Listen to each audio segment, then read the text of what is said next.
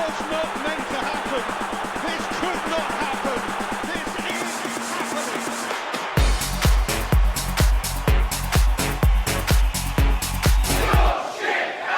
happening. Welcome back to another episode of the Coach's Son podcast, episode 8.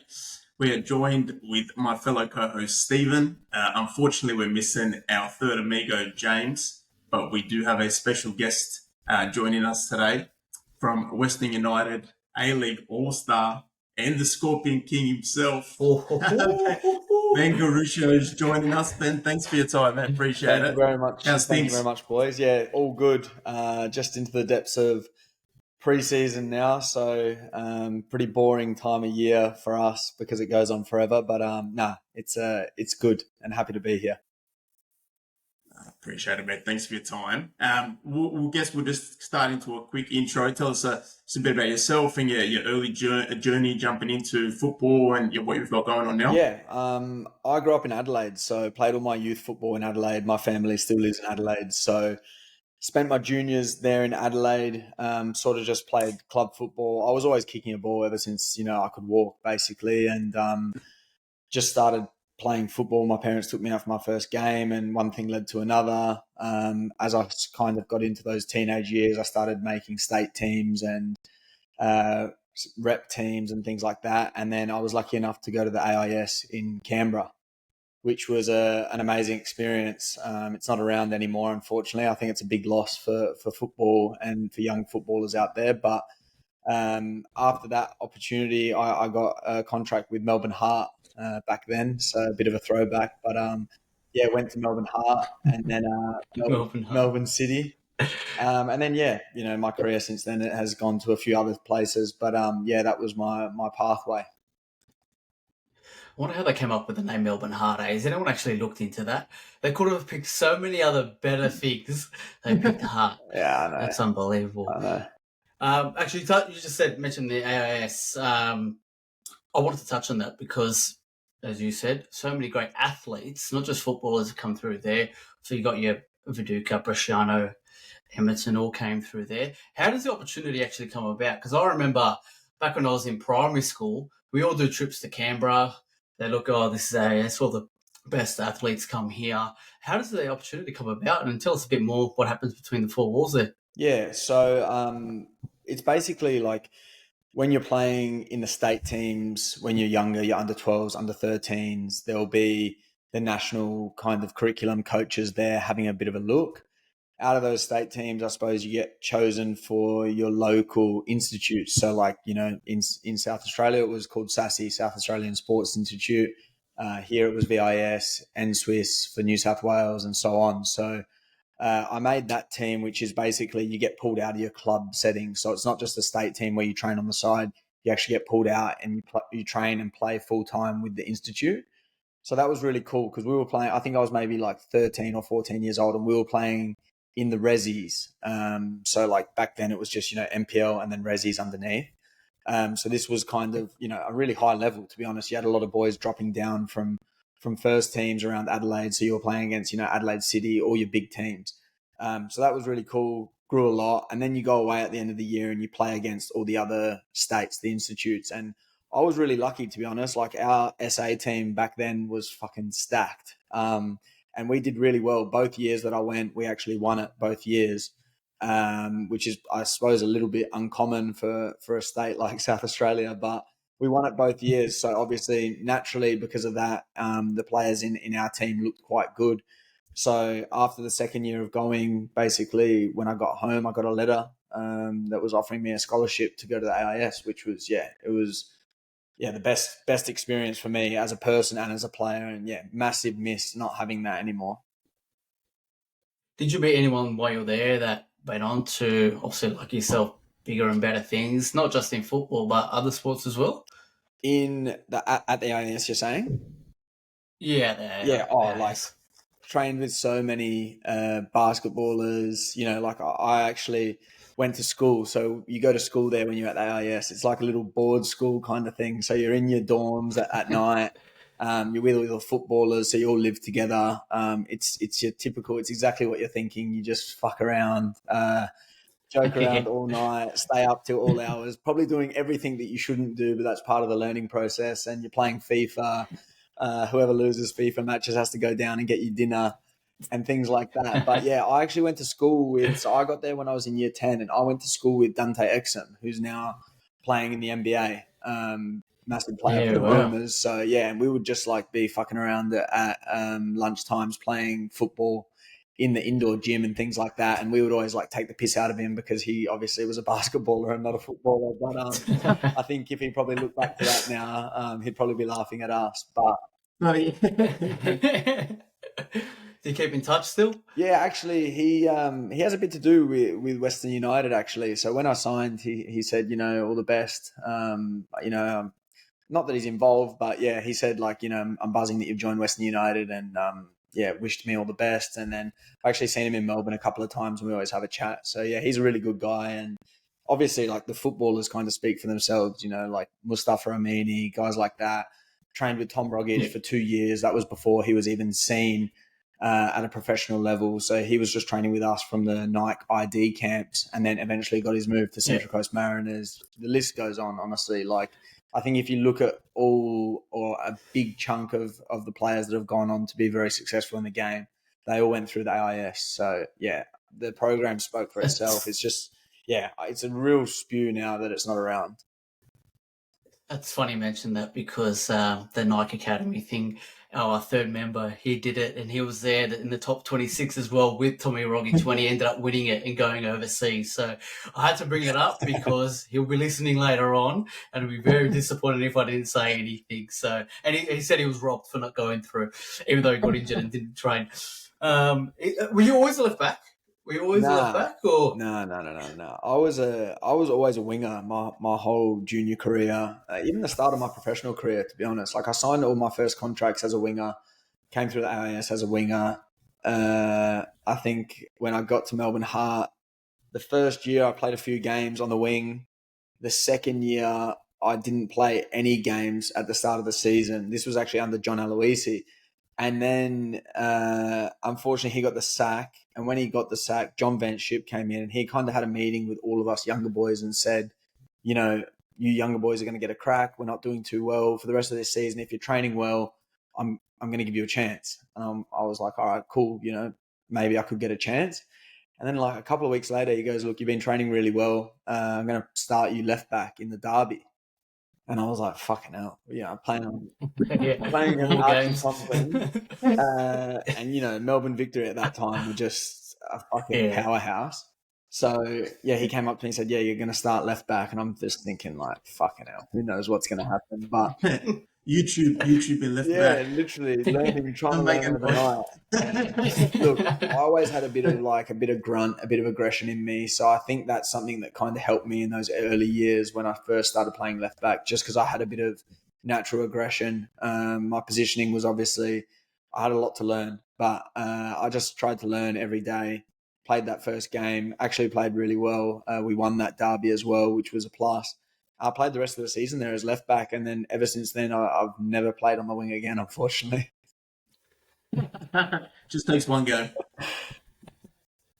You just sort of mentioned your career, throughout football a little bit now. So I think you're coming into your 12th season as a professional footballer now.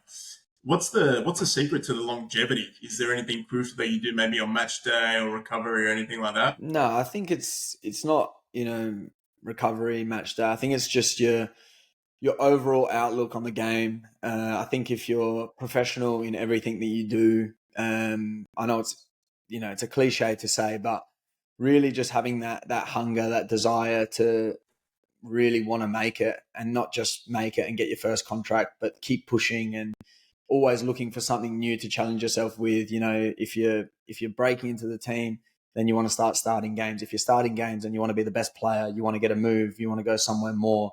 I think never getting comfortable in your position and just always striving to be better. It's easy to say, but I think, the kids these days, they're probably a little bit different. And I think the nature of football has probably changed a lot since when I was a young kid. I don't think it was so friendly as what it is now, but I think sometimes you can see that the boys maybe don't come with that same hunger, that same aggression.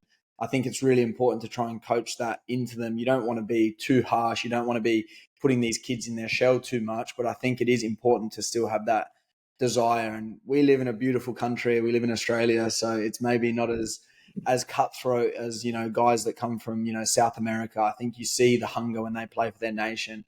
They've got something that we don't because we live a very privileged life here in Australia. It's okay to say that they're soft, man, on this pod. No, honestly, I've spoken about this a lot, and I genuinely do believe that's the reason why we don't produce as many players that go to Europe and can stay there and have the thick skin, because we do live such a good life here.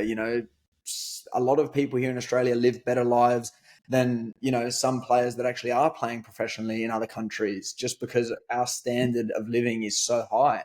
So naturally, when you've got that, it is harder to have that same desire as someone who's coming from having absolutely nothing and is playing to not just for themselves, but for their families. And I speak to a lot of the boys that come from South America, and that is the reality of why they do it. So to compete with that kind of desire is very hard. Also to go to Europe for us, it's very easy to come back to Australia because you're going to come back. It's going to be a fucking beautiful life when you come back. You're going to be close to a beach, nice weather.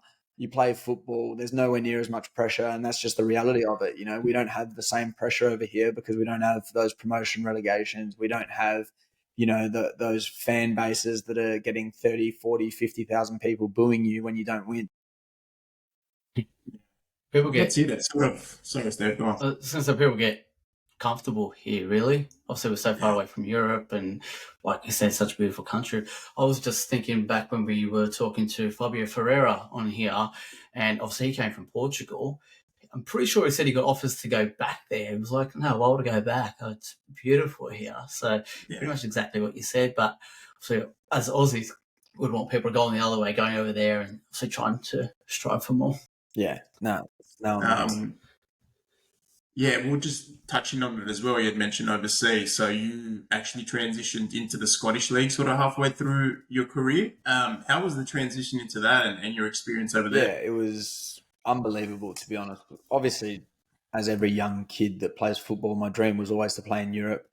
I didn't know what that was going to look like, but when I finished my 2 seasons with Adelaide, I had an offer from Hearts in Scotland. There was a couple of other teams that were interested, but they were the ones that came early. They were really, really interested. They offered me a contract straight up. So I thought, I don't want to risk missing out on getting this opportunity to go play in Europe. I'm just going to take it. So I flew over there, and unbelievable experience. Like, I thought I learned a lot, in those younger years, even at Melbourne Heart, at the AIS, like I said, but going over there was a whole different kettle of fish. The expectations, Hearts they're seen over there in Edinburgh, definitely as the biggest team in Edinburgh, but they should be competing in every game. And probably the only 2 games of the season where the fans will still clap you off if you lose is against Celtic and Rangers. Apart from that, you're expected to win every fucking game. So it was really, really hard to get my head around that and deal with that pressure.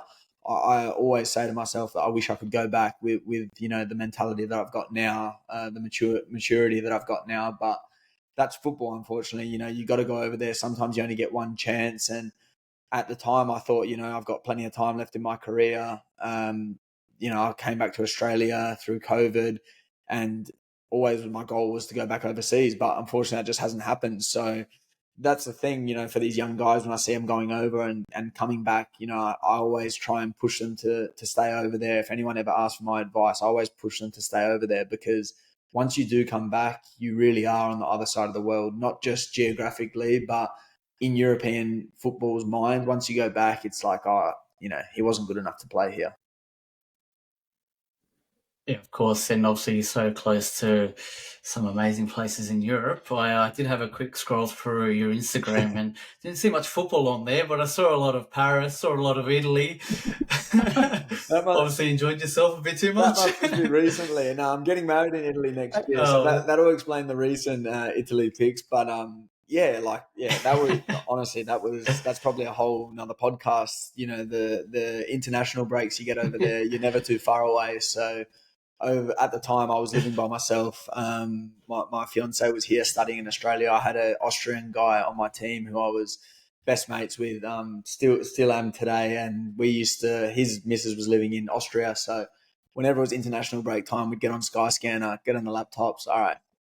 Portugal, all right, 100%. Italy. We went everywhere. Honestly, just went and had a few piss ups in over there. So no, it was like the 100%. experience of being in Europe, unbelievable.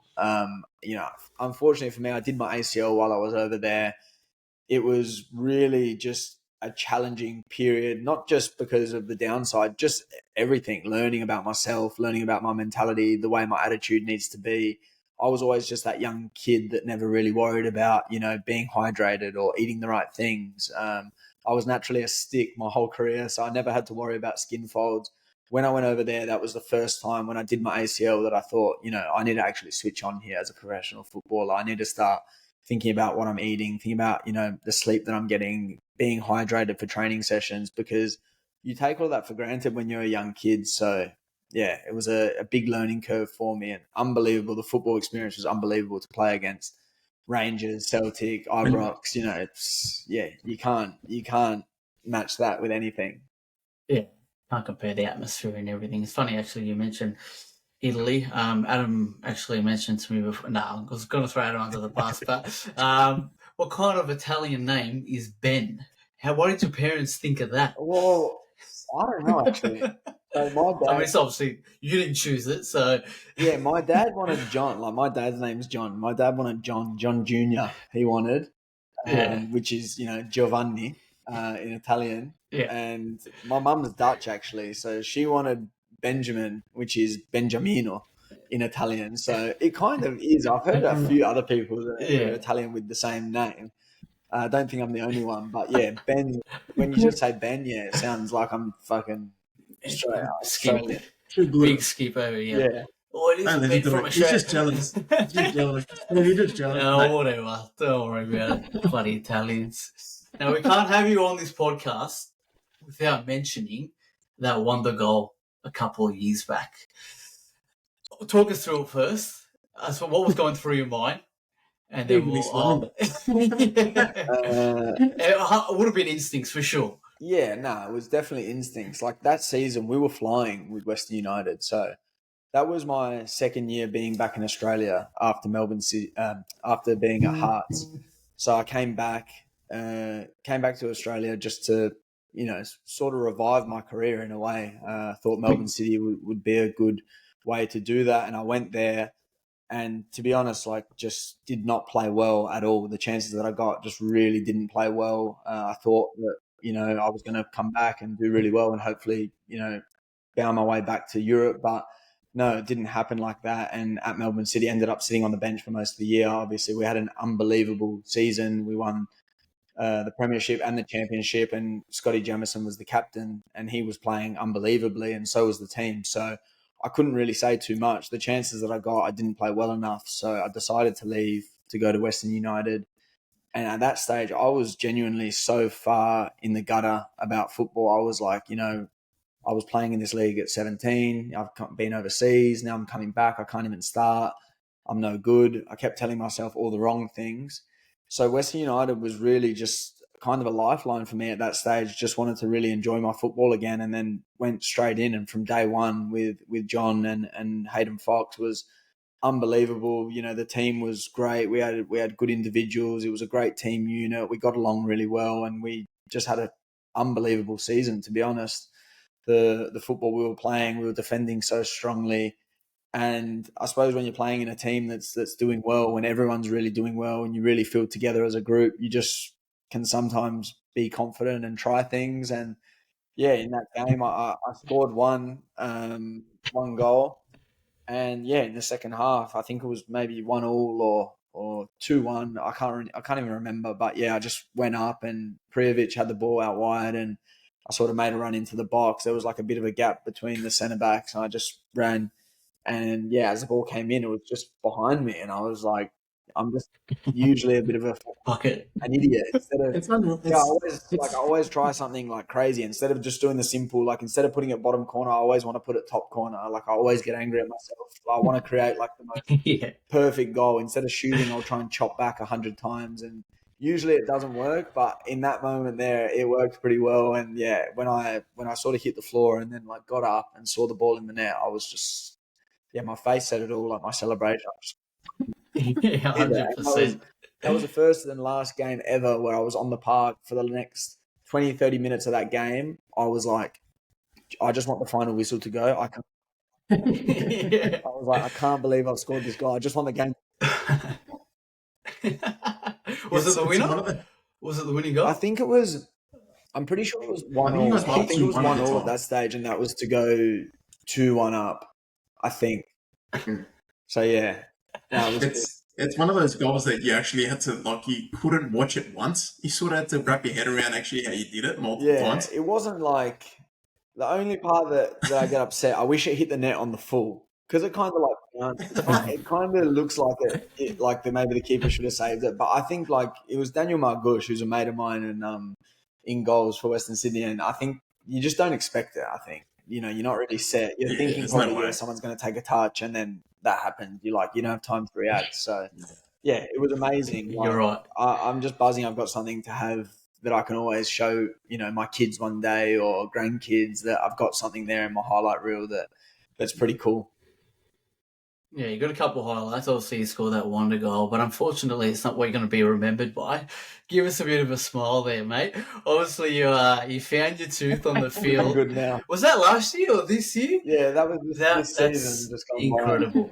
Yeah. I was going through a couple of comments, and obviously the standard one was peak A-League. Someone's found their tooth on the field after it's been knocked out. And did you hand it to someone on the bench afterwards? Yeah, well, I found it on the grass, which I don't even know how because I've got the worst vision ever, but found it in the grass and I was like, I don't know why. I just ran it over to the bench. They actually put it in milk and like they gave it to me after the game in like a little cup and they were like, Yeah. take it to the dentist. But Yeah. it didn't work in the end. I think as soon as you take it out the milk, it's dead. So I did that. It was no good. I went to the dentist. They fixed it up. But yeah, sums me up really. To be honest, like I'm thinking I'm going to score. I'm going to score here. Like I'm in on goal. I'm watching the ball come over, and then next minute I fucking face plant on the ball. So yeah. Yeah, Alois is probably like, what the fuck's he doing there? And he gets hit in the face, loses a tooth, and then you go and hand it to him on the bench. No, it was it was funny. It's always, I don't know, it always seems to be me with those things. I don't know why. It's just, yeah, I think I'm going to score a goal and then next minute I'm fucking missing a tooth. Well, sort of touching on the good season you were having, you actually were selected for the A-League All-Star team. Run us through that a little bit. I was a bit interested to know what it's actually like sort of camp during that week. Is it a bit more lighthearted or is it something that's sort of taken seriously like a season game? Well, I was meant to be in the Barcelona game, but that year we made the grand final. So obviously the teams that made the grand final can't play in it. But I spoke to everyone. Like I was speaking to Danny Pena because he was in that team. And he was like, man, it's the best fucking couple of days. You just do nothing. You go out for dinner at night. You train during the day. It's just like 5v5 games. It's the best thing ever. So I'm like, all right, this will be mad. So we got into training, but the only difference was our coach was Paddy Kisnorbo. And anyone that knows Paddy Kisnorbo knows that he does not fuck around for anything. And he was coming off the back of obviously coaching in France and then obviously not doing so well. So he was probably thinking like, I'm proving a point here. I'm showing why I'm one of the best coaches, or I was one of the best coaches when I was here in the A-League. So the training sessions we did for that game were unbelievable. I just spent 2 weeks in Italy, came back, hadn't touched the ball. The first session, and by the way, the quality like in that All-Stars team compared to even the training of in the A-League, like that's like the best players around the whole league. The sessions were an unbelievable standard. And some of the players in there, are like Ben Old, he just started for Saint Etienne last night in Ligue 1 in France. Like some of the quality in there was unbelievable. So it was they were crazy sessions. They were very, very intense, very hard, but it was good. Obviously, we got we got a good result in the game. Yeah. But unfortunately, we Yeah, played playoffs. against the under 12s, Newcastle. Gaffer, give us a break, eh? We're on holidays here. We don't need an early pre-season here. Obviously, you've been, like Adam said, 12 seasons now in the professional football. What's been your hardest pre-season? I watch a lot of rugby league and a lot of docos on there, how they just scream about all the hard work that they put in. I would assume A-League players would be exactly the same, especially because the season's in summer. What's the hardest pre-season that you've been through? Or is it always the next one? The next one's always the hardest one. No. I get through them all right these days. I've always naturally been pretty fit. Like, I'm a fullback, so I have to get up and down. Fitness is a big part of my game, especially the way I like to play, because I like to get forward. But if I want to get forward, then I need to get my ass back as well, because I am a defender. Yeah. So if I want to be able to join in up the park, I need to be fit enough to do it. So I get through them all right now. I think probably it would have been either my first ever preseason, because you're going from training with kids. I was at the AIS, but you're all 17 years old, as I said, doing all the wrong things. You don't know a thing about what it is to work hard. You think you do, but you've got no idea. And then I went into Melbourne Heart with John Aloisi and Hayden Fox, and I just remember doing these runs the whole preseason. I would literally be running, throwing up mid-run, on myself, and keep running, because I was like, I need to keep up with these guys, or else I'm not going to be good enough. And when you're a young kid, man, you want to be like, fuck, I can't give the coach an excuse. I have to be the fittest. And I explained before about attitude, always wanting to be the best. For me, those small details were always I want to show the coach that I'm the fittest. Day one of preseason, I want to be the fittest. I want to be winning all the tests. It's just the way I've always been, but I think it's important to be like that. So either that first preseason or when I went to Hearts, because obviously I didn't want to squander that opportunity. The same, I'm saying before, I went into that preseason. In the off season, I was running every single day to the point of vomiting. Went into that preseason. Lucky I did. I was one of the fittest, but it was one of the hardest preseasons I've ever done as well. Or it's still rewarding in the end, I hope. Yeah. Oh, yeah. Is it ever rewarding? It's never rewarding. That 10 seconds when you finish a run to your max, you're nah, fuck this. I never want to do this again. Yeah, no way. That's ridiculous. You also got your own podcast, which we'll give a little shout out when we post this one, with fellow A-League superstar. Yeah. He told me to say that. Stefan Mork from A-League. What's your relationship with Steph, and how did the podcast come about? Yeah, me and Steph have been mates since we were probably 10 years old, playing at Adelaide City juniors together. Then we went to the same high school, went to the AIS together, and then both signed at Melbourne Heart together. So we've heard every joke under the sun, so you don't need to say any more. But yeah, we were basically in each other's pockets for a good part of probably 10 years. So we seem to talk the same. We've got the same mannerisms. But yeah, he's my best mate. And obviously, as we've grown, as we've matured, we've always thought of things that we can do outside of football. And before last season, he said, we should do a podcast, and obviously I didn't know a thing about it, and neither did he. And this was only about 2 weeks before the season started. So we just tried to slap something together and hope that it went well. But yeah, the main aim for us with the podcast is just to grow Australian football. That's what we speak about on there all the time, is we don't understand why it's not at the level that it should be.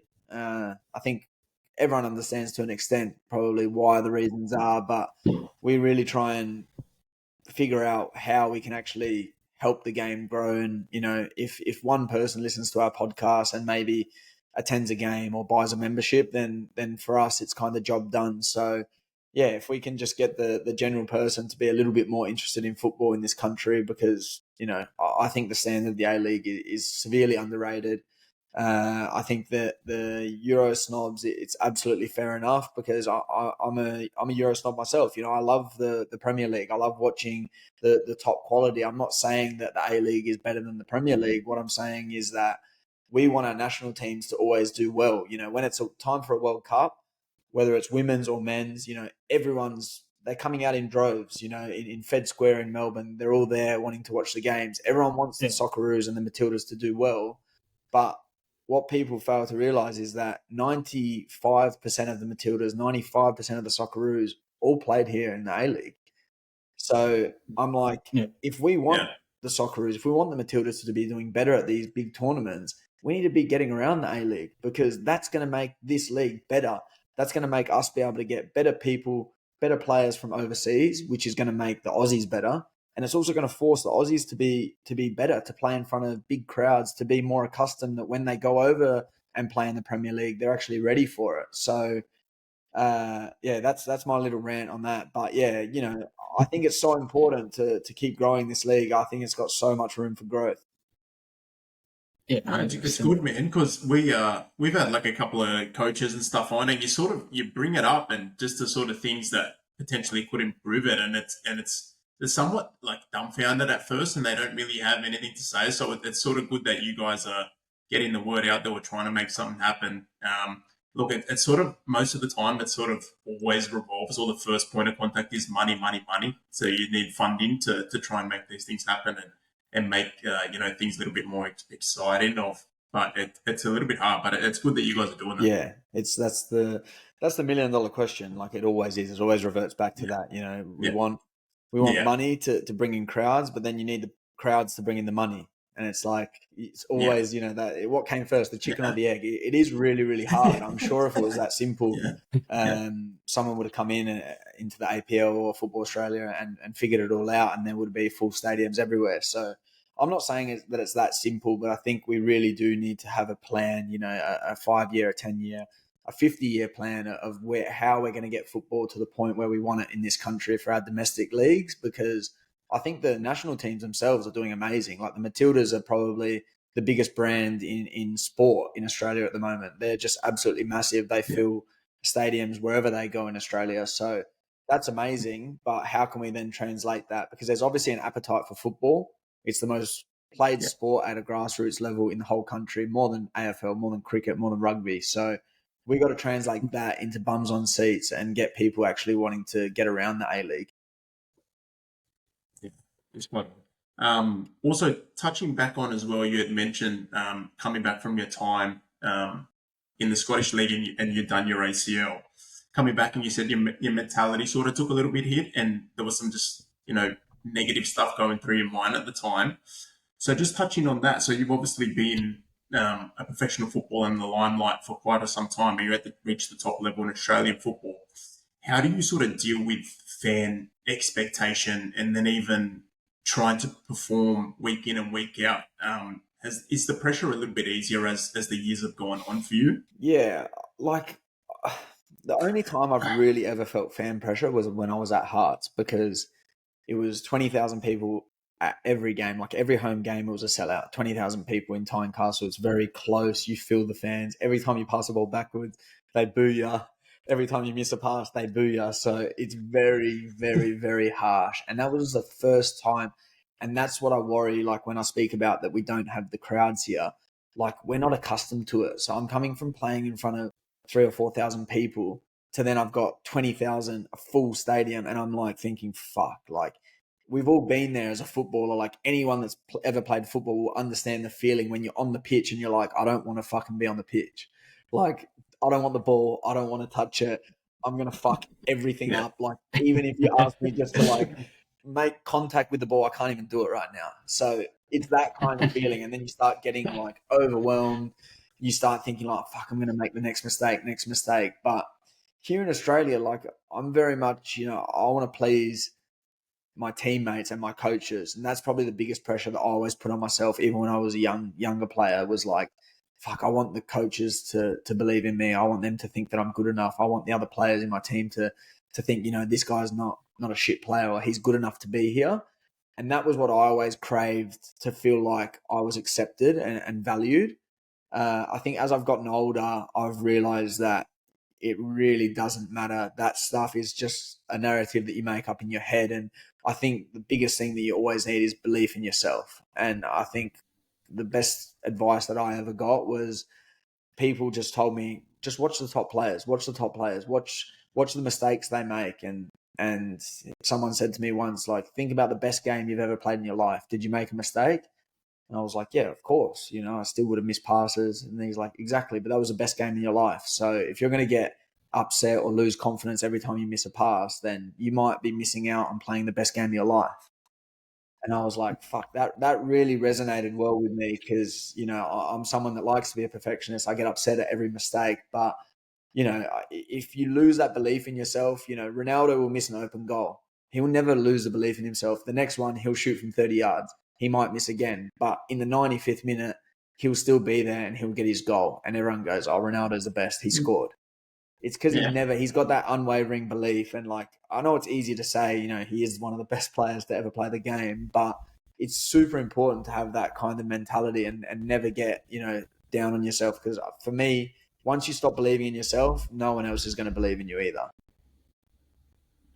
100%. So you obviously play left back, so you're quite close to the crowd. Would you prefer if me and Adam came down and just abused the shit out of you for 90 minutes? Do you reckon it would help you play? Or look, now honestly, I'm happy to do it. I always pop it. Like, there's certain grounds, I don't know, like when you play against the Mariners, you just always like, there's just one heckler that there's always one like, you're shit, Garuccio, you're shit. Like, you're just one guy. Number 17, you're fucking shit.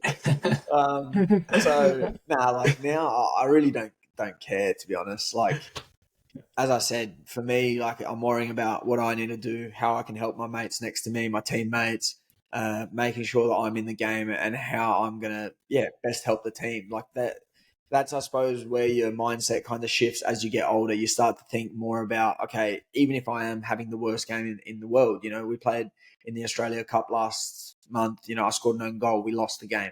But in my head, I can't get too down about myself because if I'm then not helping the other guys around me, you know, I'm playing with a lot of younger players now. I need to make sure that I'm there to help them. And if I'm out of the game just because I made one mistake, then I'm going to be useless for the other guys as well. We're going to jump on this. You mentioned it earlier at the AIS. You guys, you had your FIFA tournaments. I need to know, how often do you play as yourself in FIFA? It's got to happen a lot. Nah, to be honest. It's probably slowed down now. 1 year, like I don't play anymore. I played against my little cousin actually a couple of months ago, and I was like, I picked Western United. Like he's at the age where like he knows that I play football, but he's getting really into FIFA. Yeah. And I scored a goal, and the commentator went Garuccio, and he looked at me and he goes, "Is that you?" And like, that was pretty cool. Like he finally realised that. And like his parents said to me, like for the next week, he was just playing with me. Like he was like, "I just want to score with Ben." That's unreal. But that's obviously is cool. Like when you're young, it's a novelty to see yourself. 1 year, I got my pro card on Ultimate Team, so I used that. That was rated 99, but. The other my actual card was like a fucking 54, like shit kicker. Like couldn't even get on the bus. That's unreal. unreal. What is that? How does that even work? How do you get a 99 rated card? I don't know. Like especially you can message, like end of season. If you're like the actual player and you message EA, then they'll send you your 99 rated card. Oh, right. Yeah. If you ever seen like an A-League player that's got it, they don't actually do it anymore, but some of the boys overseas, like the English guys, get it still. So if you see someone that's playing like League 2 and then they've got a 99 card, you know you're versing that actual person. Yeah, that's big. Yeah, 100% you'll do it though. Doesn't matter who you're playing for. If you're kind of into FIFA, EA, bro, give me the fucking 99 rated. Hey, they used to send us like. I remember, like, every year I used to get, like, they used to message us and be like, oh, do you want some players for your Ultimate Team? And I'd be like, yeah, fucking oath. I'll take Ronaldo, Messi, Modric. I used to make this little league team that was like, I had, like, Team of the Weeks, Team of the Seasons, like, 99 cards just coming out everywhere. And I was like, this is mad. And now... So now we know the problem isn't the people with the money. Isn't the people with money spending all that on the packs? It's the players just asking EA for all these players. It doesn't happen anymore. Trust me. It's all about the credit card now. That's it. The digits on the credit card is all that matters. When you asked for your 99 rated card, did you say, "Yeah, I'm a striker. I play in the A-League. Give me 99 up front"? Man, I did not care. Just wherever. anything that had Yeah. 99 on it, I was like, yeah, that's going in my team. No. Yeah. That'd be Yeah. Unreal. Maybe very put it up nice. before like your wedding photo or something. That's got to be up maybe. there. Yeah. Before we ask you the big question, obviously we had Tom, your teammate, on a couple of weeks back. The boys asked him a question. Obviously, the goalkeepers, there's always something strange about them. What's weird about him? And he said, well, you can't really ask me. Ask my teammates. They'll probably give an answer. So we want to throw it to you. What makes goalkeepers and Tom weird? I actually listened to the podcast. Didn't get received too well from Tommy. He started getting on the back foot. But I will vouch, and I 100% agree, from my whole career, keepers they're not all there. I don't know how to say it, but they've just, each one's got its different quirk, you know. One might be, he might actually be, he seems really normal, but he's just got like screws loose in other ways, or like he's just, I don't know, or one guy's like just, this guy's really quiet, like he's giving me like serial killer vibes, like I don't know, but they're just different, like they really are. Like everyone always says it, like, you know, they train by themselves off to the side, you know, they've got their own coach. They're just, I feel like you have to be a different kind of guy to want to be a goalkeeper. Like when you're looking and watching a game of football, you're like, yeah, I really want to be a goalkeeper. So I don't know, like they're just, I actually just take my hat off to them, because like it's the hardest position. I would say probably one of the hardest. Like I would say probably striker, goalkeeper, probably the two harshest positions. If you don't score as a striker, you're shit. And if you make one mistake as a goalkeeper, then you're shit as well. So very unforgiving. Never to hide for keepers. Yeah, like you don't get, you know, they don't get rewarded a lot. You know, I don't think a goalkeeper's ever won a Ballon d'Or and things like that. Yeah, they do golden gloves and things like that now, but yeah, just a lot of the time not rewarding. You don't get to do a lot. You know, 9 out of 10 goals a keeper actually can't do much about. It's just a great finish, and that's just thank the 4 defenders in front of you for fucking not doing their job. Yeah, so, I was going to say probably blames the left back. Yeah, man. Honestly, like I'm 4 foot nothing, and I'm trying to compete ahead of them. Of course, I'm going to get done. Yeah. At the back post, forget it. Yeah, no chance. All right, I think it's time, Adam. Let's do it. All right, Ben, we spoke about it before. Who is your coach's son nomination? And why? Right. We want a reason why. My coach's son. So I got nominated by Tommy, obviously. I don't know how, because I'm not even that bad. I'm not that much of a talent, to be honest. But look, there could only be one right answer in our change room. That's Michael Roos. People don't know too much about him. I actually room with him, so I get it even more firsthand than other boys. But I think if you ask probably anyone apart from our goalkeepers in our change room, they would all say Michael Roos, because he's just look. He's 21 years old. He looks like he's about 30 at least.